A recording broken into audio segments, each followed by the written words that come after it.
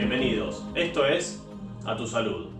El sistema inmunológico nos protege de virus, bacterias y toxinas y por eso en esta pandemia de COVID-19 la inmunidad es un tema sumamente importante. Para desarrollar esta vinculación nos entrevistamos con el Dr. Eduardo Schifrin. El Dr. Schifrin es un médico platense egresado de la Universidad Nacional de La Plata, pero que desarrolla su actividad hace muchos años en Lausana, en Suiza, y desde allí nos transmitió sus conocimientos y su experiencia en este tema. Lo escuchamos.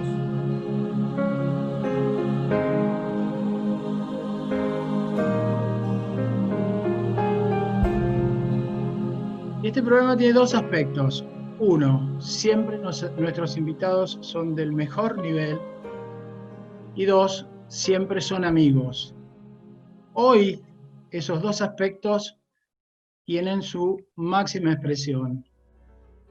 Nuestro invitado, el doctor Eduardo Schifrin, es un inmunólogo de reconocimiento internacional, prestigiosísimo, pero además, el segundo aspecto, es un amigo, querido amigo de toda la vida. Compartimos hace años un montón de experiencias, ya desde el colegio secundario, luego la facultad, aspectos deportivos, familiares.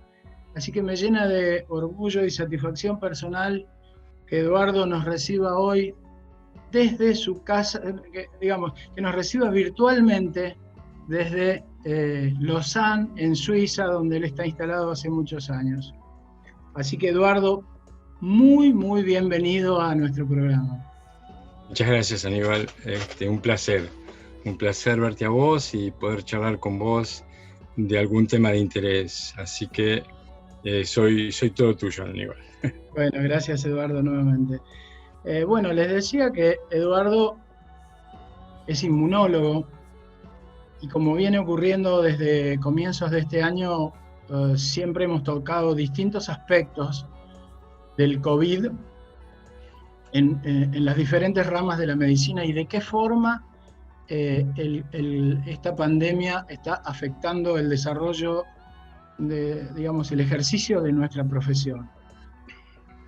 Con Eduardo vamos a hablar de los aspectos vinculados a la inmunología y el vínculo que el COVID tiene con la inmunología. Así que como es nuestra metodología habitual, vamos a empezar por algo muy básico, como pedirle a Eduardo que nos explique de qué se trata la inmunología, qué es el sistema inmunitario, cómo funciona, para luego después vincularlo con el COVID. Eduardo. Muy bien. El sistema inmunológico, inmunitario, es un sistema de defensa del organismo y tiene diferentes compartimientos, ¿no? Hay una inmunidad natural o innata, que es un grupo de células y moléculas que están listas desde el nacimiento para luchar contra invasores, infecciones o también con algún daño del propio organismo. O sea, esas moléculas están listas, se llama inmunidad natural o innata, y hay una serie de células que están, concentradas en ese trabajo de estar patrullando y estar detectando algún agente invasor o algún elemento de daño del propio organismo. Y después hay una segunda inmunidad que tal vez es lo que más famoso, más se entiende como inmunidad, que es la inmunidad adaptativa. Esta inmunidad que va a evolucionar y que va a tratar de desarrollar moléculas y células específicas para el agente que nos infecta. Y eso es una belleza del sistema inmune, porque estas moléculas son las que van a ir evolucionando y madurando durante una reacción inmunológica, una nueva experiencia inmunológica, para retener las moléculas, los anticuerpos o las células que mayor afinidad pueden tener por el agente invasor. Entonces esas moléculas pueden atacar con una selectividad muy grande el agente invasor y no producir un daño colateral en el organismo, que sería si fueran irrestrictamente agresivas y no pudieran reconocer muy bien el agente invasor. O sea que esto es muy simple, pero digamos que eso es un poco la la mayor diferencia, hoy día tal vez el mejor ejemplo para garantizar o para demostrar lo que es la inmunidad adaptativa es el desarrollo de vacunas. En el COVID hoy día es un tema tan de actualidad, estamos tan pendientes de buenos resultados, de vacunas que vayan surgiendo para tener alguna esperanza y para poder finalmente controlar la pandemia. La vacuna va a hacer que la gente inmunizada tenga la inmunidad de rebaño por la vacuna sin haber estado infectada y sin haber corrido riesgo. Eso es lo ideal. O sea que ese es el tema. Lo que es un tema muy interesante en la infección del COVID es que en la primera reacción siempre es la inmunidad innata. Si la inmunidad innata es exitosa, en realidad tal vez no lleguemos ni siquiera a necesitar la inmunidad adaptativa, porque esas moléculas que están siempre listas van a poder hacer el clearance del agente patógeno y erradicarlo. Pero bueno, cuando esto persiste, entonces ya el segundo eslabón, la inmunidad adaptativa, va a entrar a jugar y allí aparecen los anticuerpos y las células específicas. En el caso del COVID, las dos inmunidades son súper importantes, tanto en las defensas como en la patología, en los mecanismos de daño que existen en esta enfermedad.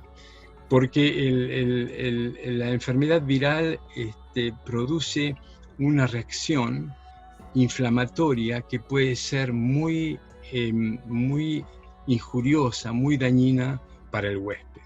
Entonces ese es el tema. Y entonces uno empieza a hablar de fases de la enfermedad y un poco tratar de distinguir las fases de la enfermedad, porque normalmente un médico tendría que poder distinguir esta dinámica de la enfermedad para utilizar distintas terapéuticas en los distintos momentos de la enfermedad.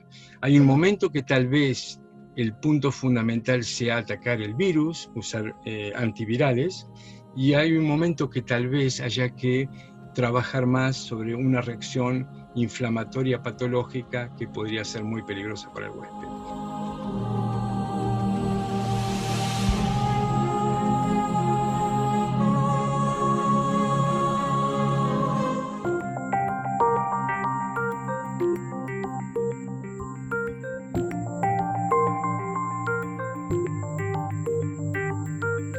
El Instituto de Cardiología La Plata ha arbitrado todas las medidas necesarias para la protección de nuestro personal médico, técnico y administrativo, pero más aún para la de nuestros pacientes.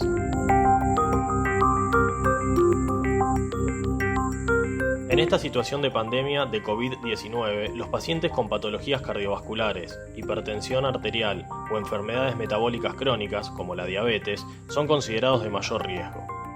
El abandono de los controles periódicos de dichas patologías supone exponerse a daños aún mayores. Por ello, el Instituto aconseja no abandonar los controles, que son imprescindibles, sin dudar en consultar frente a situaciones de potencial riesgo, garantizándoles recibirlos en un marco de alta seguridad.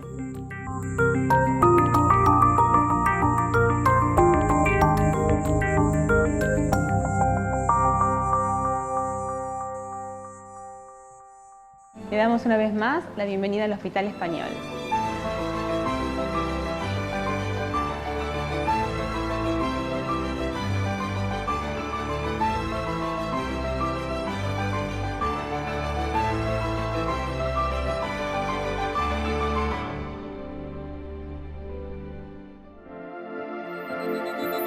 IDITAC, Instituto de Diagnóstico y Tratamiento de Afecciones Cardiovasculares, Dr. David Grinfeld. Cardiología clínica y diagnóstica, ecodoppler color, ergometría, endocrinología y clínica médica. Calle 8, número 140, entre 34 y 35. Teléfonos 482-8965 y 427-6467.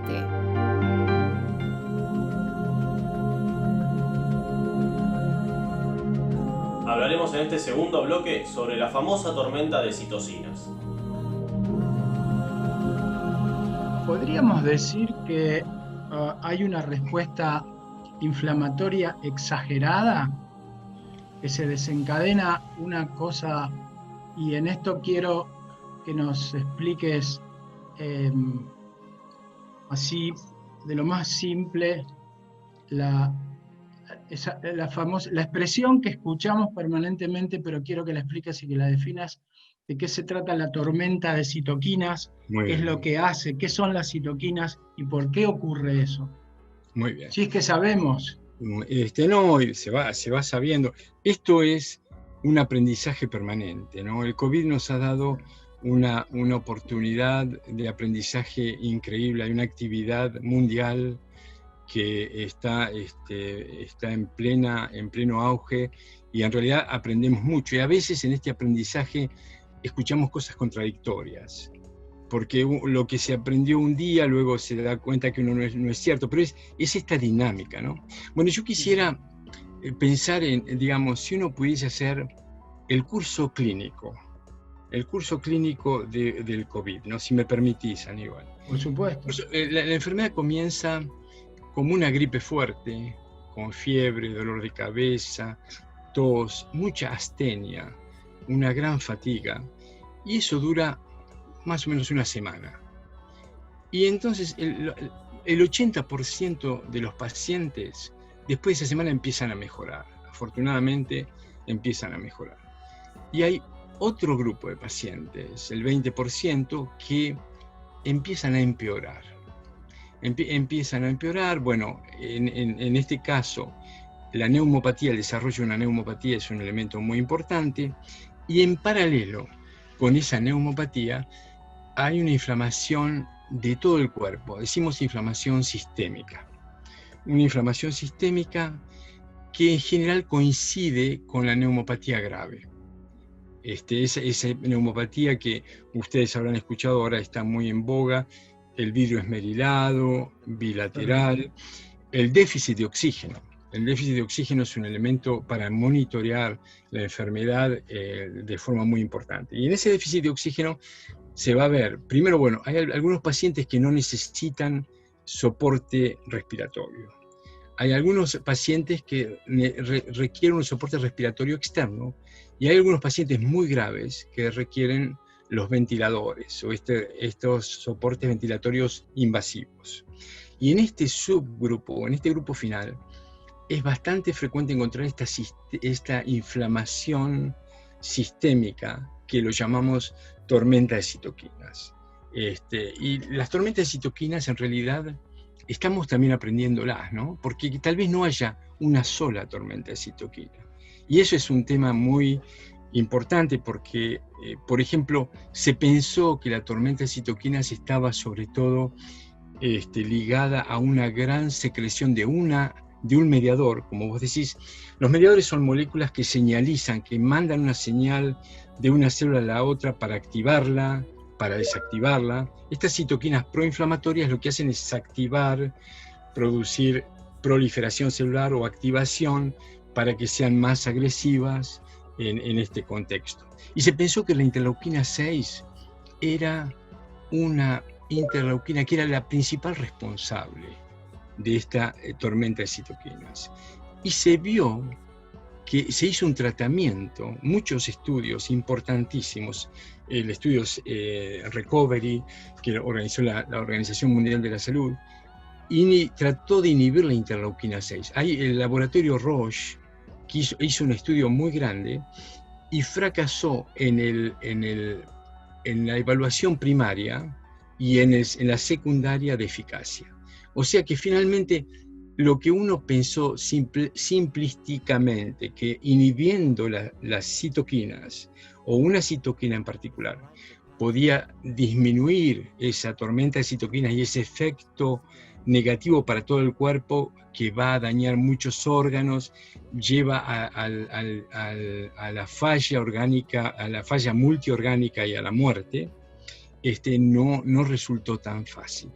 O sea que lamentablemente estamos aprendiendo. Entonces, lo que estamos viendo es que parece dos tipos por lo menos se están distinguiendo dos tipos de tormenta de citoquinas. Una que paraliza el sistema inmune. Y es muy frecuente que estos enfermos tengan las células inmunológicas más bajas en el organismo, lo que se llama la linfopenia.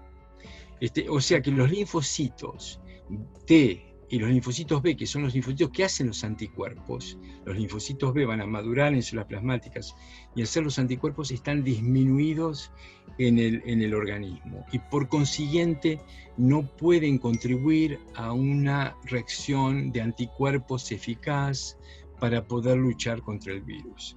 Ese sería un tipo de tormenta de citoquinas. Y después hay otra tormenta de citoquinas que se llamaría un síndrome de activación macrofágica, donde hay una gran estimulación, un gran daño celular, una gran cantidad de infiltración de células inflamatorias en el pulmón, en el hígado, en el riñón, en el corazón, en los endotelios, y eso es lo que producen la enfermedad grave y la gran mortalidad. Ahora, el problema es cómo un médico distingue en su práctica, puede hacer la distinción entre estas distintas fases y distintos tipos de tormentas de citoquinas. Es decir, ese es el gran problema. Yo digo, tal vez en esta confusión, lo que ha sido más interesante es que usando dexametasona, un corticosteroide, un inmunosupresor de amplio espectro, podríamos decir, ¿no? No, porque después vamos a hablar de los inmunosupresores que van a apuntar a una citoquina en especial.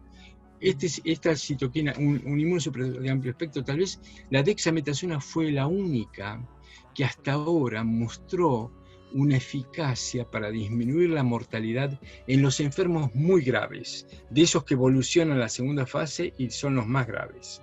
Y disminuyó la mortalidad en un 30%, muy significativo. En medicina, muy significativo.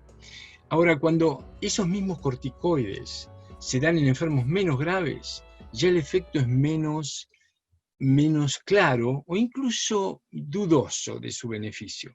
Ahora, también entonces hay que ver cómo el médico evalúa la severidad, el nivel de severidad de la enfermedad para poder adaptar su tratamiento. O sea, esto es un tema de tremendo interés y que no lo vamos aprendiendo sin estar resuelto.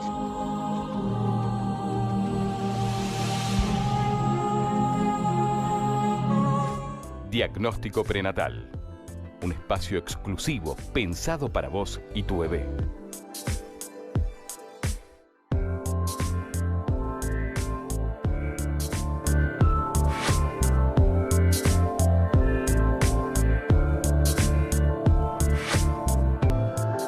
Área de diagnóstico por imágenes del Hospital Español.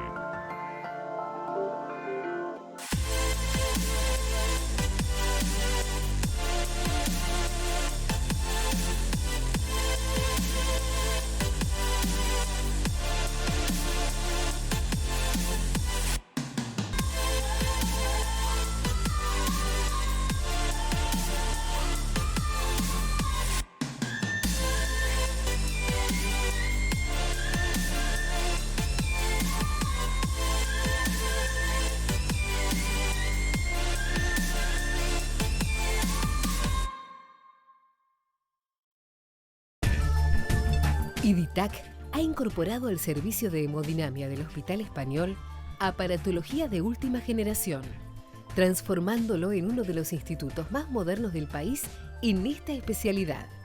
Hemodinamia diagnóstica e intervencionista con tecnología de punta. Teléfonos 483-8497 y 421-1337.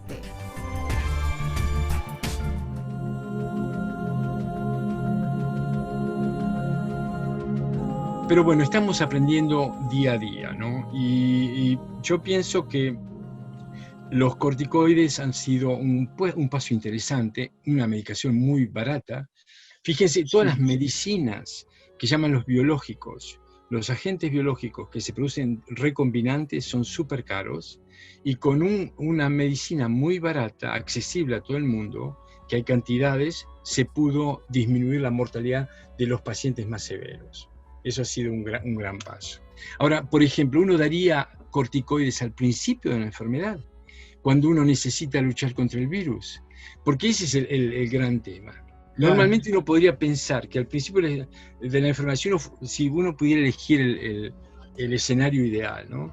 En la primera parte de la enfermedad yo trataría de dar un antiviral para matar al virus y tratar de disminuir la carga viral y la agresión. Y en la segunda fase, en caso de que el paciente empeore y haya una reacción inflamatoria, usar el inmunosupresor o el antiinflamatorio específico. Pero eso también es difícil porque cómo uno en la práctica, al lado del enfermo, puede leer los distintos momentos del enfermo. La medicina de precisión. ¿Cómo podemos hacer medicina de precisión en una situación tan dinámica? O sea, ese es el gran desafío que existe en la medicina hoy día, para poder tener un protocolo flexible donde uno entienda las fases de la enfermedad y la evolución de cada paciente. Con relación a esto que decís, hay un recurso, diríamos, bastante empírico, aunque con antecedentes en otras patologías, que es el uso de plasma de pacientes recuperados. Es muy difícil, como acabas de decir, saber cuál es el recurso terapéutico que uno va a utilizar y en qué momento. ¿Cuál es tu experiencia? ¿Hemos tenido algún programa con gente de acá, de La Plata, participando en protocolos que todavía son, no sé si llamarlo experimentales, pero que están adaptándose a lo que vos decís? Todo el mundo está aprendiendo y está usando recursos terapéuticos, intentando solucionar la cosa. ¿Es la experiencia también allí de ustedes, el uso de plasma? Nosotros, bueno, acá en el Hospital Universitario de Lausanne se ha utilizado plasma de convalecientes. Es una inmunidad pasiva, ¿no? Hablando de inmunidad. Es decir, una vacuna va a tratar de despertar la respuesta inmune del propio huésped. Esto es inmunidad pasiva. Alguna persona le está dando a un enfermo, se usan los anticuerpos que había generado y que lo sacó exitosamente de su infección. Entonces, eso es, yo creo que tiene mucho sentido común. Yo digo, el plasma de convaleciente es una cosa interesante, porque creo que la primera vez que se usó fue Maistegui para la fiebre hemorrágica argentina en Pergamino. Claro, exacto. Y esto lo dicen en el mundo. La fiebre hemorrágica mataba al 30%, con el plasma, con la acción de plasma de convalecientes pasó al 2 o el 3%. Fue dramático. Fue Cosio, Maistegui, Lagens estuvo también cerca allí, en ese grupito, y el plasma de convalecientes fue un invento casi argentino, te diría yo, ¿no? Sí, claro, para la fiebre hemorrágica argentina. Y bueno, tiene mucho sentido. En Estados Unidos se ha aprobado, Trump ha aprobado, con mucha crítica de la comunidad científica, ¿no? Claro. Con mucha crítica a la comunidad científica, porque es cierto que hay muchos riesgos, puede haber incompatibilidades, y además uno en general, la buena medicina, uno trata de tener evidencias más firmes o ser parte de un protocolo de investigación. Claro. Que uno lo use en un protocolo de investigación una cosa, que uno lo apruebe para el uso general es otra cosa. Bueno, para decirte, pero yo creo que es una medida inteligente. Eduardo, volviendo a lo que hablábamos recién de la inmunidad relacionada con la inmunidad que ofrece los pacientes que se han infectado, aquellos a quienes se les otorga la inmunidad pasiva a través del plasma, lo quiero vincular con algo que estamos leyendo bastante, que es la reaparición, o llamémosle las reinfecciones. Mi pregunta es, ¿son verdaderamente reinfecciones? ¿Son casos que no se han curado? ¿La inmunidad que ha determinado esa primera infección no ha sido suficiente, ha sido incompleta? ¿Qué es lo que está pasando? ¿Cuál es la lectura de ustedes relacionada a este tema?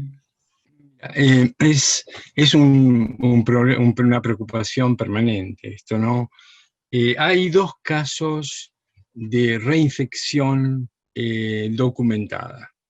Uno en Hong Kong, hay un viajante de Hong Kong que se reinfecta y se detecta que es diferente, que es una reinfección, porque cuando estudian genéticamente al primer virus, es diferente al segundo virus. Ajá. Porque el virus va mutando, va variando, y el segundo virus es un poquito diferente. Y hay otro caso en Nebraska, en Estados Unidos, donde también está bien documentado. O sea, hay casos de reinfección, que es un tema preocupante. ¿Por qué hay reinfección? Se ha visto que la memoria inmunológica, ¿no? Cuando uno tiene una infección o cuando tiene una vacuna, un rasgo muy importante del sistema inmune es tener memoria. Y entonces, a pesar de que un título baje un poco de anticuerpos, a la entrada va a reconocer al enemigo que ya tuvo y tiene toda la maquinaria para reaccionar más rápido y manejar la infección. Bueno, es un tema preocupante porque en el caso del paciente de Hong Kong, la segunda infección fue leve, pero en el caso de Nebraska la segunda infección fue seria. O sea que también uno podría decir, bueno, si yo ya tuve la infección, la próxima vez que me cruce podré tener algún síntoma, pero todo es liviano. Ahora, ¿qué puede pasar, no? Es decir, en primer lugar, cada individuo tiene una capacidad de reacción. Yo no quiero dar números, pero hay 30 millones de infectados en el mundo hoy. Hay 1 millón de muertos hoy, ¿no? No quiero ese en el mundo. O sea, que haya algunos casos de reinfección por una susceptibilidad individual, por una deficiencia individual, es muy difícil. Esto lo tenemos que ver con mayor perspectiva. Es preocupante de todas maneras, y esto nos lleva un poco a la variabilidad viral también, ¿no? El virus va cambiando, y ha habido una mutación del virus, un cambio del virus, que lo ha hecho aparentemente más contagioso, no más grave, pero más contagioso, más fácil de contagiar. Bueno, no se sabe cuál es la significación de esto, pero podría ser que en un cambio del virus también el sistema inmune no lo reconozca. Las vacunas están tratando de atacar la parte muy conservada de esta proteína espiga. O sea, están preparadas para estas mutaciones. Todos los virus van mutando. Y este virus es un virus de baja mutación. Hemos llegado al final del programa. La semana próxima continuaremos desarrollando junto al Dr. Schifrin la vinculación entre la inmunología y el COVID-19. Los esperamos entonces en esto que fue A Tu Salud.